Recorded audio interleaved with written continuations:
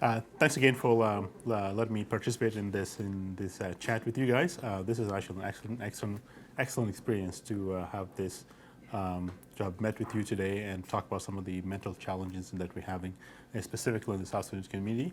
And I was hoping that this will be one of many interactions that we'd like to bring forward the mental issues that we're having, and hopefully we should be able to talk about it more openly and trying to seek help from all the professionals and at least just get the conversation going within the communities, and hopefully we will be able to come to some solution with some of the issues that are facing us in our community. And thank you again. I hope that everybody sees this, because all things begins with conversations, and this is what we've done today basically. This is needed.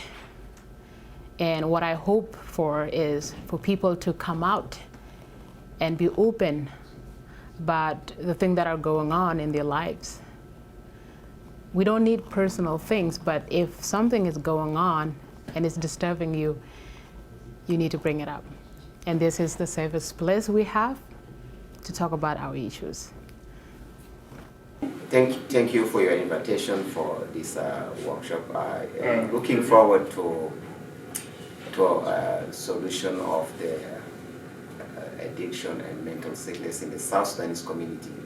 And I hope that the next stage will be able to create a dialogue within the community for awareness, and that we should be able to be open-minded people so that we can be able to be helped.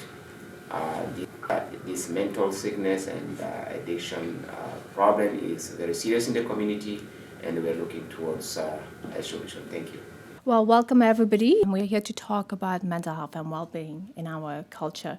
And please introduce yourself, Deng. My name is Deng Mapure. I live here in Edmonton. I'm a physician here, and I've been in Canada for about 20 years now. So. Oh, welcome. Please introduce yourself, Tabitha. My name is Tabitha Beal. I live here in Edmonton. I've been living here in Edmonton for about exactly 10 years. So I am a student, I'm a mother, I am also an author. Wow, wonderful. Well, welcome. Please introduce yourself, Jimmy. My name is Jimmy Edie Clement, and I am the Vice President for the South Sudanese Community Association of Edmonton. And I have been working with the Action for Healthy Community and other agencies in various areas of concern in the community. So I'm very glad to have your invitation here. Well, thank you. And please introduce yourself, Yes, Gigi. I'm Gigi. Actually, by profession, I'm social worker and staying with mental health more than 12 years, helping the people around here community, working together with Shweta, and that's it. Yeah. So today we are gathering today to help our own communities, mainly the Sudanese communities we're going to talk about today, and looking at mental health and well-being and practices. So in terms of mental health, tell me a little bit, what have you noticed within your own communities?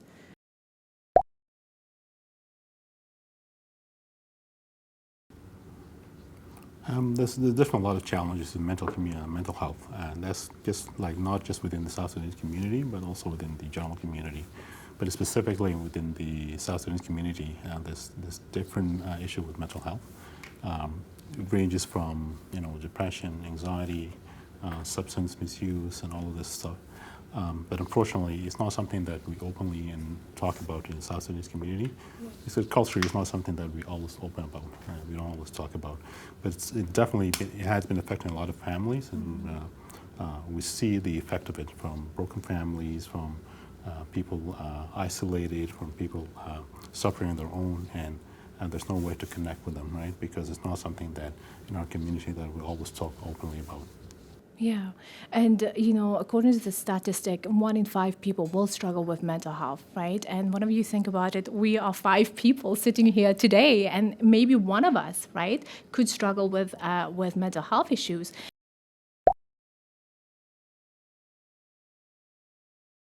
And I think it's very important to recognize, regardless of what communities we come from, everybody suffers at some point with mental health issues. And you're absolutely right with what you said there.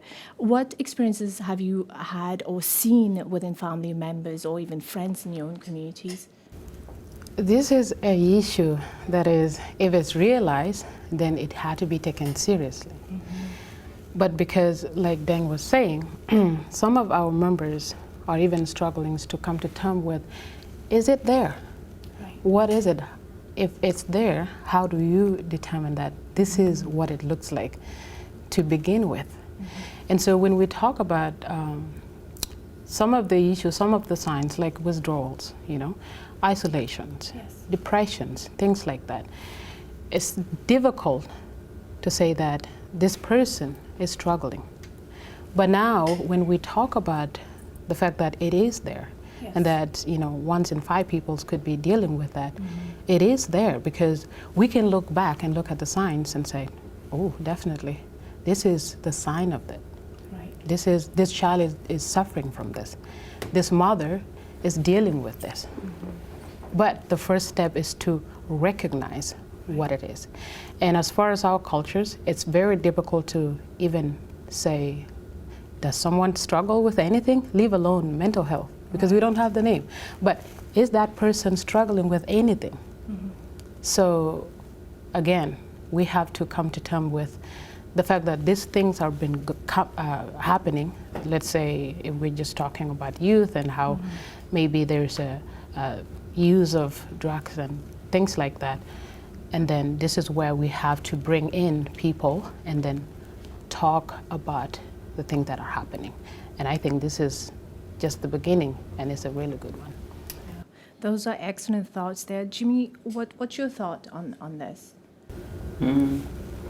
As my two brothers and sisters say, my sister and my brother say that there's a lot of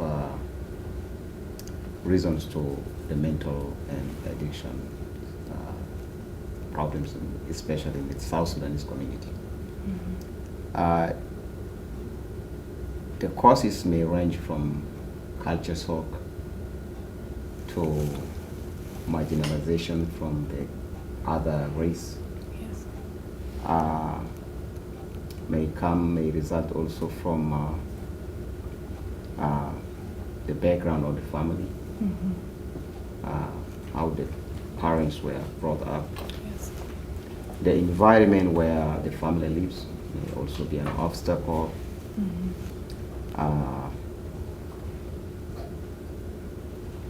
Family support may be a problem. Language is a problem. Culture is very much a factor in mental issues. When I say culture, it is certain kind of beliefs, like this is what's supposed to be and this is not supposed to be this way. And without knowing the cause, the side effect, it's just imposing something against someone's will. So there's a range of areas that is the cause of the mental and drug addiction, especially in the South Sudanese community.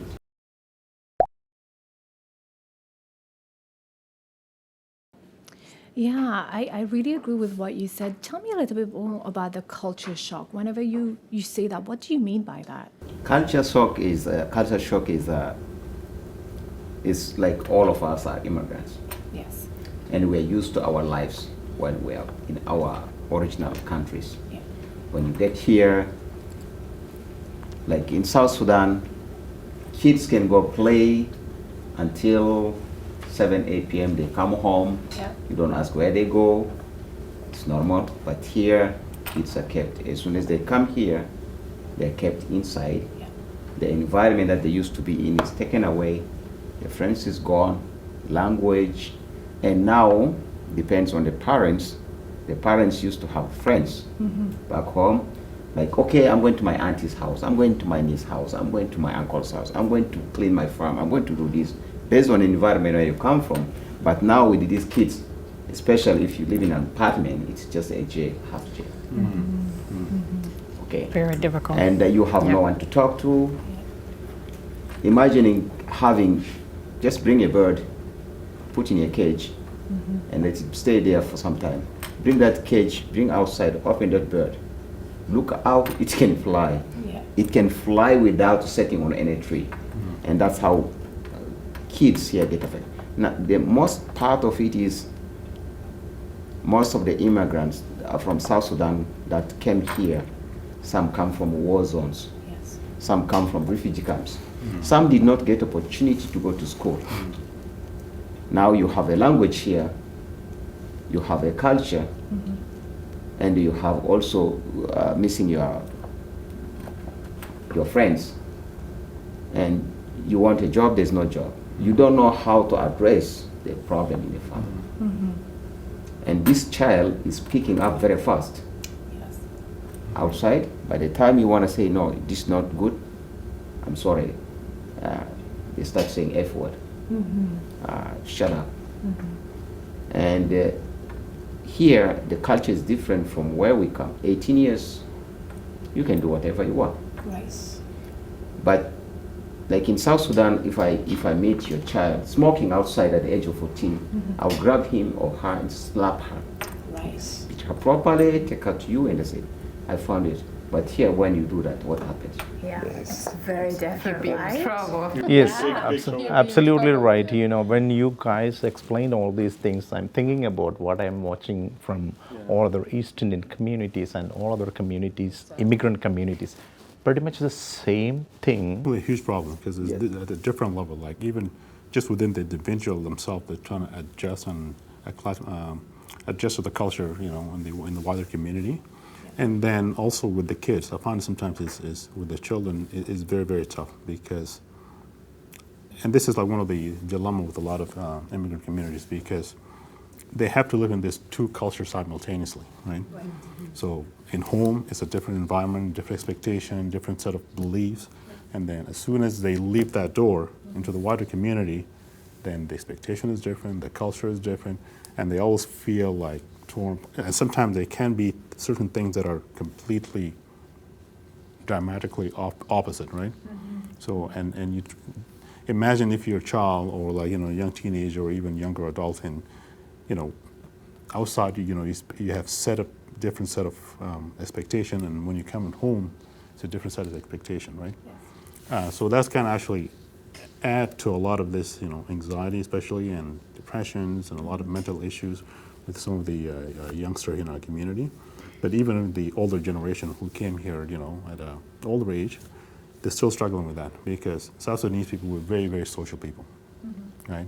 So I can easily, you know, at least, you know, back home, I can go to Jimmy without even calling him. Just drop at any time, you know, go have a cup of coffee, cup of tea, you know, and he can do the same, and you drop at my place. But here in this country, it's very tough. Everybody's so busy. We lost that social connections, right? And it just makes it even that much tougher. So when I said sometimes we don't talk about an oral issue, it's different because back home, I can go with him and, you know, pick his brain about certain things. We talk, we laugh, we play domino, cards, whatever, and you release all this stress, right? Yeah. Whereas here, you don't have that.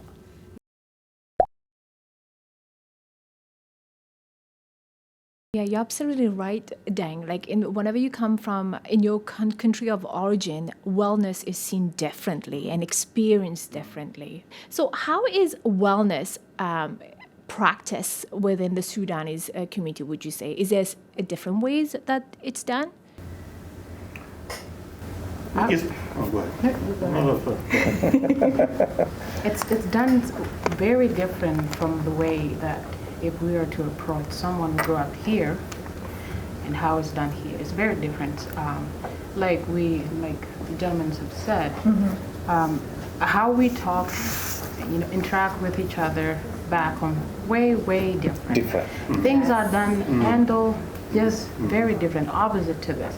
And I think the moment you left your origins, like the place of origins, and moved to a place, let's say to a camp or a refugee camp, you just lost that normalcy. Yes. Because you have to be, placed in that area for some sort of protection. And then when you moved here, again, there's just a disconnection, but not just you with your culture, but you with the people you live with, like your kids. Yes. Now, how do you practice wellness? Oftentimes, if we're to go back home and see how we usually do it, it's through conversations, Yes. right? We talk about things. Now, in our culture, Dan would be my elder brother, but if I have issues, I would have to run to my sister, right? And then throw all of that at her, and then she would give me some sort of advice as to how to go about it, right? And also elders are not confined to not say anything. So the way it's done is your business, sort of we can say it here, your business is my business. Right. I am going to be involved because I want you to be a good person. And this is not something we think about because we kind of brought up in it. We don't even think about, is this how to practice wellness? It's just we an don't think about it, acceptance. right? It's normal. Yeah. So, but it's responsibility on everybody. If I see you struggling, I'm going to involve. I'm not going to say, no, that's your business. No, I am going to say, this is how you should do it if this is bothering you. So I would say conversation, talking about things, speaking out, talking to elders, talking to people that are maybe below you. Just have a freedom to converse on different topics without the limit that is up to you. No, we don't have the up to you. We have our business. Let's talk about it. There's a lot of a bit of a collective expectation for well-being of everyone.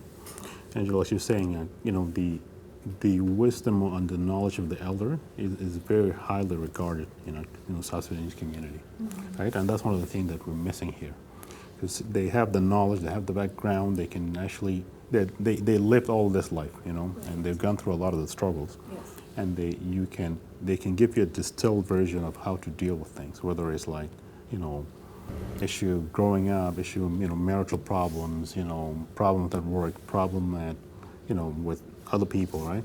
They have all this common knowledge, right?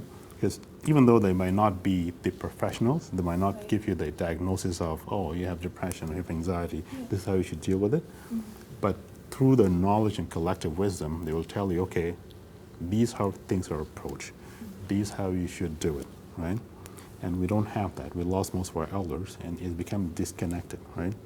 Like even the way some of the youngsters relate to their parents, it's not the same as even when I was growing up in Sudan, right? There's a little bit of a disconnect there, right? Like, and Brother Jimmy was saying that, for example, if you see someone else's child, having some issues or acting, badly, it's part of your responsibility, even though you might not be even relative, but you see, okay, there's something wrong, I'm going to intervene and try to make sure that talk to the family and address that, right? But we don't have this here, right? So all the responsibility now all of a sudden falling to the parents, right? So it's a different way for parenting in North America that we're not used to and we're not even familiar with, right? So that's why a lot of parents are struggling. Like we don't even know how to address all of these issues, right?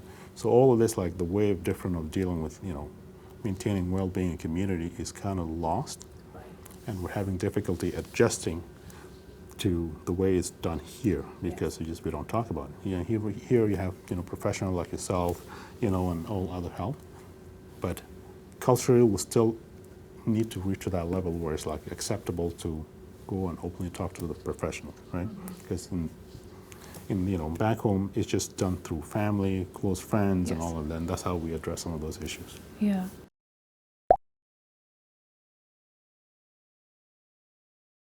Yeah, it's very interesting that you say that, and now that is lost. So then where do you go with that, right? Because like you said, yes, we are available as professionals, and there's many professionals that can offer the support, but they also need to have a level of trust that that person can relate to me, right? And so how do you think this gap can be bridged? That's definitely a big undertaking. This is not it takes time because like you have to change the way people think and cultural belief, and it's very hard to do. Culture is very resistant to change, right? And especially when it comes to certain things like mental health. Yes. Like even within the wider community, it's still a bit of a taboo. Only within the last decade or two, then more and more people openly talk about their mental struggles, mental health, and mental well-being. We're not quite there yet, right? It's something that everybody knows exists, but nobody talks about it openly. Yeah. Why do you think that is? I know there is some level of acceptance, and I agree with you, but it's not quite there, right? So why do you think it's that way? Just a stigma, right? There's always get stigmatized, People think, oh, they're crazy, they're cuckoo, and all of that, right? But if you, like, for example, if you go to the hospital with a broken bone, nobody's going to say, oh, you have a broken bone. But if you say, oh, I'm struggling mentally, people are going to be like, what's wrong with you? Yeah. You living in one of the best countries in the world, you got a place to sleep, you got food to eat, you have no police harassing you, you live in a relatively safe environment. What's your problem, right? Especially like within, certain communities, immigrant communities, right? And people don't understand that, yes, there's something that's just not right in, whether the way I feel in my brain, but people don't see it, right? Yeah. So if you try to say that, oh, I'm struggling, people are going to be like, you're a whiner. You complain. You should be thankful for what you have. Yeah, so worry about judgment, really. Yeah. Yes. And yet we said 1 in 5 of us could struggle with mental health, It's, right? and no one is trying to express their issues to someone else. When you talk about how we can connect this over here, how can make the bridging here, connecting people with same in the culture. That's the most important thing that we can do here. Yeah, like you were saying then, the fear of judgment, right, from others.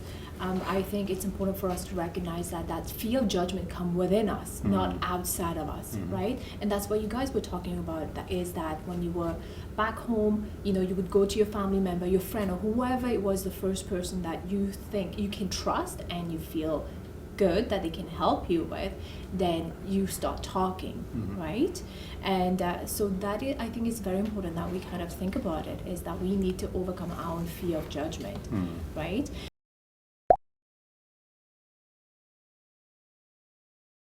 I'm kind of curious to ask this question as how has the Sudanese community been dealing with COVID? So, we've been living with it for quite a while now, and it's isolated a lot of us, right? And so how have the Sudanese community been struggling and getting through COVID? There's still a bit of hesitancy in some member of the South Sudanese community, right? And it varies from outright conspiracy theory, with the wider community, it's like, the injection with chips and whatever, right? There's that group. And there's some group that are just hesitant because they're not quite sure about what to do with this, with the vaccine, because it's still relatively new, it's not widely tested, so they have some issue with their safety, especially when it comes to their kids, right? They don't want to. So I get a lot of question about that. And there are who are like, there are a lot of people who actually just accepted it and then are vaccinated, but there's still a bit of hesitancy in reasonable number. It's hard to know how much because of course, I haven't talked to anyone, like everyone, so I can't really assume. But I know there's still a lot of talk about, just on social gathering and things like that, people still have a bit of hesitancy about this vaccine. And even just reading some of the other articles within the medical community, within immigrant communities, especially African communities, there's still a lot of hesitancy. Just given the cultural background of what happened in the past, all this medical experiment that was done on black people and all of that. And so that kind of comes, through some of this conversation. So that's why there's still some hesitancy. But I'll say, there's a lot of people who got their vaccine and they seem to be doing okay, but there's still a lot of hesitancy there. So. I think people also need to be aware that there's still an impact, even with COVID-19, right? The isolation, we were already isolated, like you guys were saying, the wellness practices are not similar to how it was. So, we might still be suffering with some consequences with all the stresses that that's added to our life, right? So what's your thought? I think when COVID just like from nowhere just, boom on us, if I can say that, it was just something that was just added to something that already existed. Like we talk about the struggles in the community already, but it came with a lot because not only that people were to isolate themselves, but a lot of people lost their jobs. Yes. They lost what used to be common. They lost, for some people, going to work might be the only way where you escape from home Yeah. and, and then kind of fresh your hair, your mind, and then come back and then do this again. But immediately some of those were taken away. Yeah. And now you have to live with the reality of it isolating you, but then, because maybe you already have some struggles going on within a family, and you don't know how to solve those things because the way to solve things was already, is taken. You can't do anything. So just that itself, it is still very difficult for a lot of families to kind of deal with it. What do we do? Do we just fight with the fact that now we don't have job, and that itself is a stress? But when we come to what do we really do, right? And it also takes into account that when you think about your own struggles and the fact that maybe you can't share that with other people, are you the one thinking, or whatever you think is going on is something that is seen around you, to begin to accept suggestions from other people, to accept help, Right. to accept conversations around that. I think one way to go about it is to, first of all, you have to understand you are not the one struggling, right? We are all struggling. Yeah. So once it reaches that normal level of, we, Yes. now we can let our guards down and then say, well, if there's something to be done, and then maybe I should try that. But COVID in particular, I think has just leveled up Yes. a lot. And we have to know how to deal with it, but we don't know how to deal with what we already have. Yes. Right? How do you deal with what is coming now? It's just difficult. And then, but I think a lot of us, not only that we have things around, what is this COVID things, that theories that are going around, I have my own. At first I was like, no, I can't get the shot for whatever reason, and then I have to get it because they can't let me go to school. I was like, okay, and they got me. But just that when you see things maybe on social media, this is going on, it feels like for those who have lack of understanding of what's going on, they feel like, or they're still feeling as they are being forced to take things because they have a lack of understanding of what's going on, right? We don't know. And a lot of people, although most people have gone to school and maybe still going to school, there's still a level of misunderstanding when it comes to the things that are, related to health and things like vaccine and things like that. But again, we don't have that much understanding as far as what we need to do, leave alone the theories. We don't know what this is. Are we being forced? Maybe we are. Are we not? Maybe we are not being forced. Yeah. This is an issue.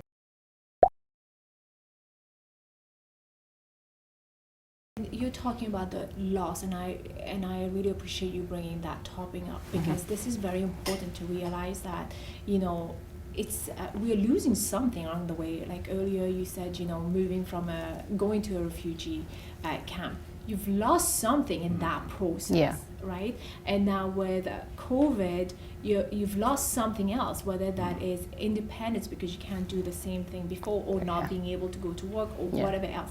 And with that sense of loss, grief happen, right? And it's very important for us to recognize that. And just the stress of grief itself is huge, right? Whenever you think about stress, you're a physician, Deng, I'm sure you can talk about it. When we feel stress, there's many different things that happen in our body that we are not even conscious about, but yet emotionally it affects us, right? And so I think it's very important for us to recognize we are impacted on so many different levels, right? Yeah. What's your thought, Jimmy? My thought is we are trying to see as community leaders to find a solution of a dialogue. And to have a dialogue, we need a space, and we don't have a space. Going to the houses is not like back in Africa, as Deng had stated. And most of the communities here, they have their own spaces, and we don't have the resources to rent the place. Right. Number two, we don't have also resources, we don't have money. And all what I have seen from my personal experience is the government is doing research, they don't solve the problem. Right. Like now we're doing this meeting, we need to see a solution. We're looking to the solutions. This problem, even though there's a denial in the families and a denial in the community, but the reality is impacting the community. Yes. Youth are dying. There's 2 young girls right now that have died in related mental sicknesses. We buried 2 young ones last 2 Saturdays, like Saturday before. Yeah. And as I'm talking, there are more out there that haven't yet come to my attention or to our attention. So my message is personally is the government have to take action. We need people from Alberta Health Services to work directly with the South Sudanese community, with our people who are professionals like Dr. Deng, and see a solution. Because the question is, why is only South Sudanese community? Why? What do you mean by that? Like, why is only South Sudanese community being affected mostly with the mental illness? Is because they are being marginalized, not only in Edmonton City, but even in Calgary. Right. You know, the youth that are in Calgary custody is more than any other race. And this, as I'm talking to you, is right now. And this I've spoken directly to the person in charge of the custody. And this is the reason why I said we should start looking, because the alarm has been raising, and it is gone beyond. I know that the mental illness has affected all the communities, but with the South Sudanese communities, it's more. Do you think that probably it's something to do with the fact that all the challenges that happens from the country of origin, that as you go through that life experience, right, we know that the brain gets affected with the trauma that we experience, right? So depending on what trauma you've had and your own life experiences and how you cope with it as an individual also definitely has an impact on that. I think, if I'm not mistaken, the cause is child support. Like, the parents are not there supporting the child. Okay.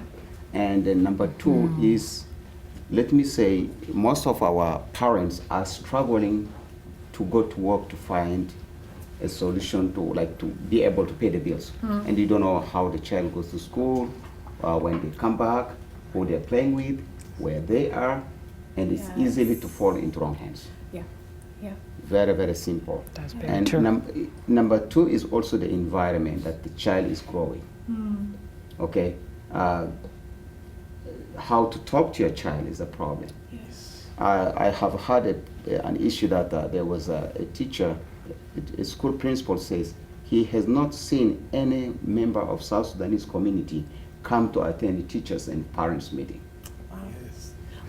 Why do you think that is? Is it because they are busy working to provide One food? is maybe busy working. Yes. Number 2 is probably lack of language. Yeah. You don't know what you're going to talk, how you're going to talk. Ah, right. Okay. And That's one of the- self-confidence. Yeah. And then if the child is not see that love of the parents and find someone out there who loves, what happens is gone. Yeah.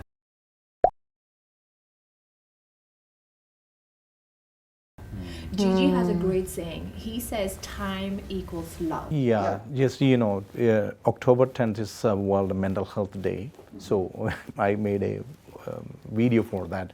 It's actually, everyone here as immigrant, everyone part of that.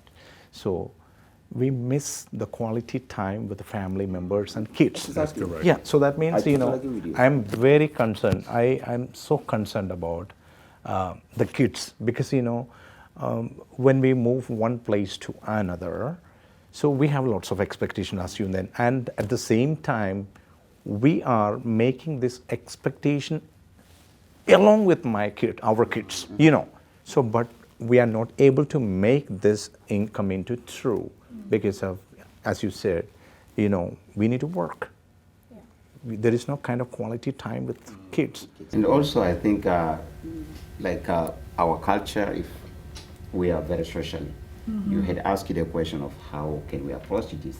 Approaching this is socially, if I'm not mistaken. Socially is like we say, okay, we have a barbecue. Yeah. We need all the youth to come and have fun. Yeah. So there's going to be some other games, and then we look at, as a community, we identify those who are affected with the mental problems, let them come and say something. Also, maybe we can just say, hey, a get-together party. Right. Because like Dan have said, and my sister said, in our culture, it is very shameful to identify, to say, hey, your child is smoking weed. I understood Right. He's that. on Understood. drugs. Yeah. And It's the, a the mother says, no, no, no, no. yes, try to. Same thing. Same thing. It's cultural. Yeah. He's It fine. is. I think he's not sleeping these days, but so I've seen a family that is breaking apart. The husband actually divorced the mother just because 2 of their children died from overdose drugs. Yeah. And the father said, this is what is happened. The mother says, no. If you say this, you better leave the house. And the guy packed his stuff and went to South Sudan. Oh my goodness. Because the mother is saying, no, my child died from COVID-19. But the father said, this is not COVID. These 2, our kids died. This is my own kids. Yeah. Let us accept it. Let us find a help so that we can save the rest. The mother says, no, it's COVID-19. If you say this, So the mother might be afraid of the community. Yeah, exactly. Yeah, that's true. Yeah. It's just the judgment and the stigma and all of that, right? Because a lot of time, not just in this case, like a lot of time, everybody knows, what happened, but people will be like, oh, they died from natural causes, right? Like you have like people in their 20s, teens, healthy, die of natural causes, right? And part of it because everybody knows, but we just don't want to admit.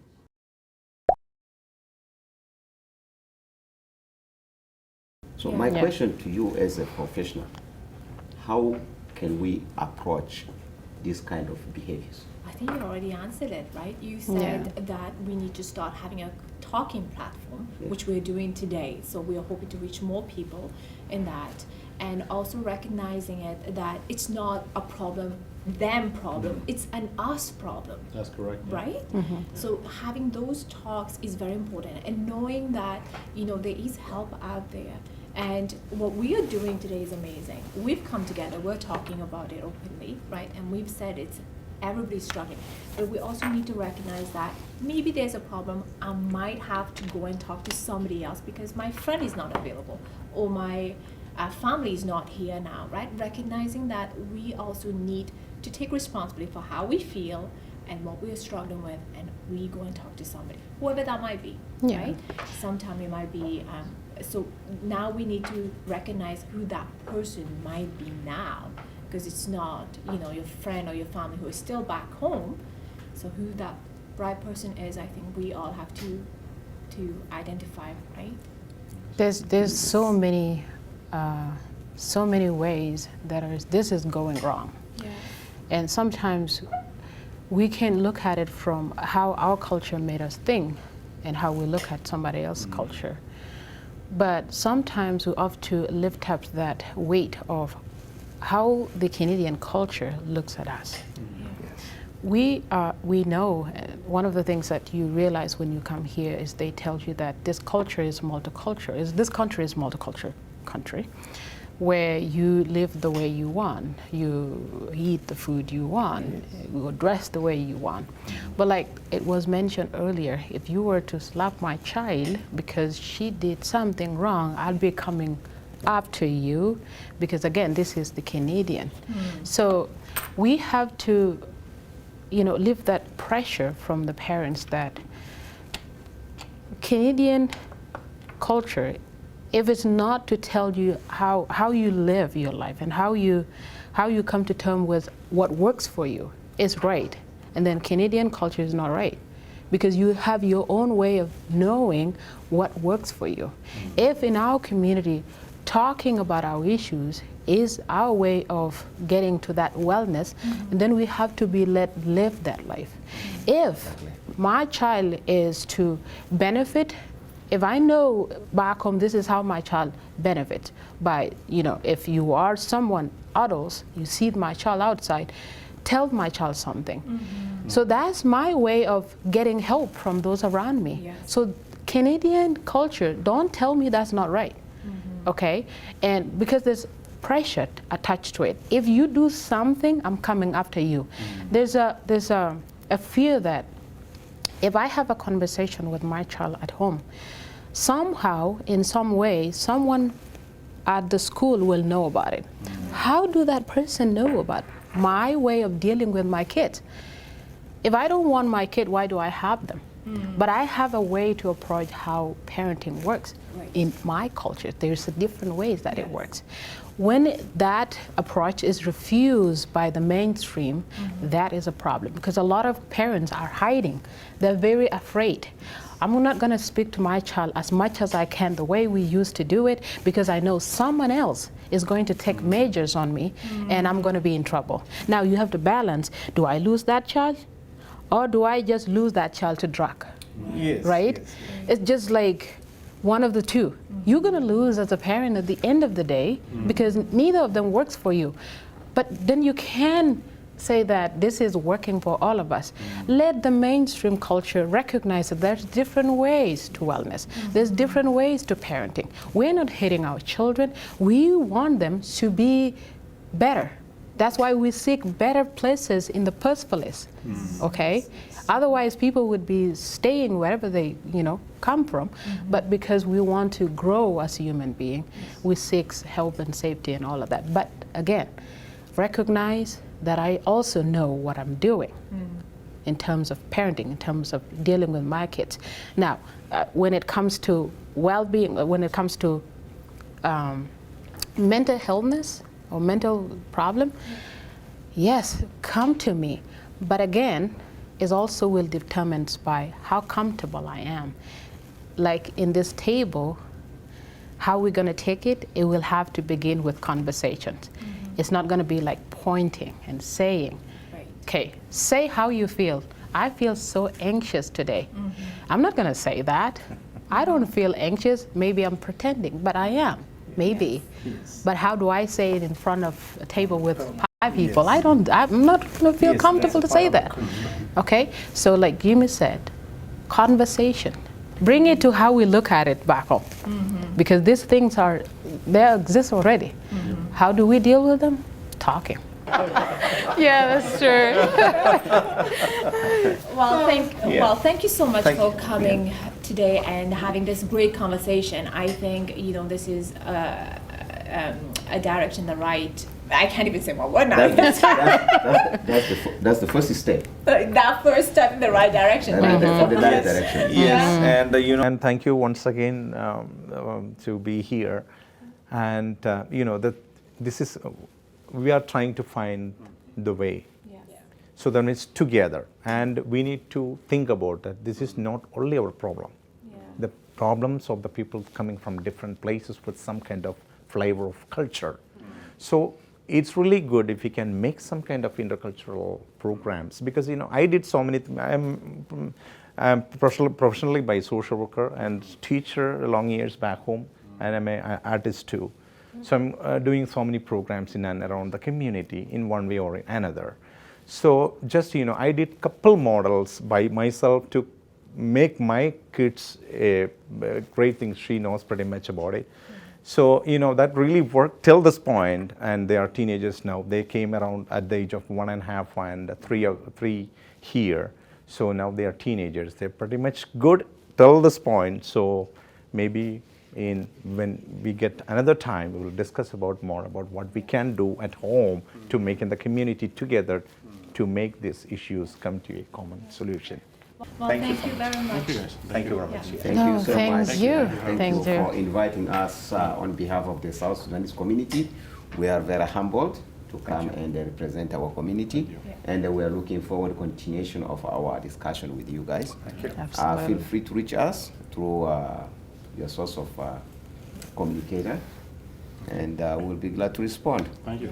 Thank you, guys. Thank you. Thank you very much. Yeah, thank you, Jimmy. Thank you. Sabiha. Thank you. Thank Thank you so Thank you, much. Shilpa, too. Yeah. This was Thank you awesome. so much. Yeah. Right, Gigi, we've had a wonderful conversation today about, COVID-19, mental health well-being in the Sudanese culture. What's your thought about it? Yes, I felt the same thing, and it's really affected the community relations and its community connections due to the pandemic of COVID. Yeah, and it's really affect the wellness of the community we deal with. Yeah, our hope here today is to see that people could relate to this and that they will reach out for help.